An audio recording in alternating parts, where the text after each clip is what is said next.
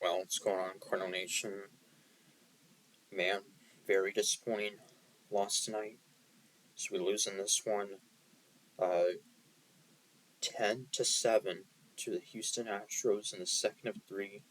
And in this game, we had uh, the lead, and well, we fell behind early again, and then came back, uh, and we're up by 3 runs heading into the eighth inning. But then Houston would rally for 5 runs in the top of the eighth inning.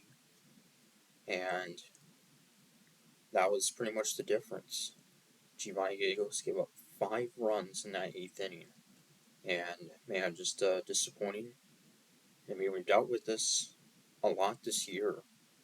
Too many times, really, where I've had a lead late in games and just could not hang on to it. And, yeah, that happened again in this one. But, a very solid team defending road champs.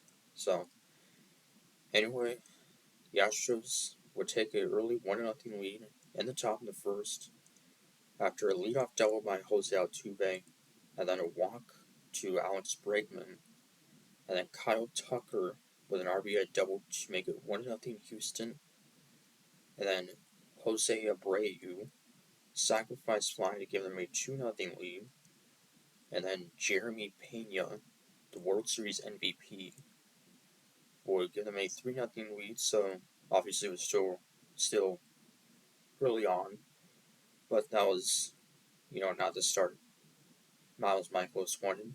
But then in the bottom of the first, Brendan Donovan with a leadoff hit, and then Lars Nootbaar with an infield hit, and then Nolan Arenado with a 3-run game-tying home run to tie the game up 3-3. So how about that? We would respond quickly, tie it up, and then Nolan Gorman with a single, and then Alec Burleson would bring in Nolan Gorman and put us up 4-3. So a wild first inning. Total of 7 runs. We got 5 hits in that inning, and just like that, we would have the lead. And then Paul Goldschmidt at the bottom of the second would put us up 5-3 with a solo home run, and for Goldie his 14th, and that home run for Arenado in the first was his 16th, and of course Arenado part of the final All-Star balloting, which I believe ends tomorrow, and has a good chance to be the starter again. So then Michaelis will get out of a first and third jam on the top of the third, and then a 1, 2, 3, fourth inning, and then the bottom of the fourth, Paul Goldschmidt will put us up 6-3, and there that was with nobody out, or actually with 1 out. But then Lars Nootbaar and Arenado would fly out, so we could have gone up by a lot more. But then a scoreless 5th inning from Michaelis, and then in the top of the 6th, but Driss with a double, and then Jake Myers with the walk, and then Martin Maldonado RBI 2-run double to make it a 6-5 game. Then Andre Palante would come in. He would walk Jose Altuve to then put the tying run on second. He would walk Altuve and Bregman to load the bases, but Kyle Tucker would strike out. And then at the bottom of the 6th, Brendan Donovan would put us up 7-5, his 8th home run.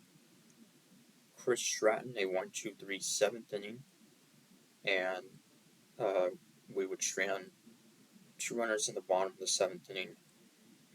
And then the top of the 8th is when the disaster started.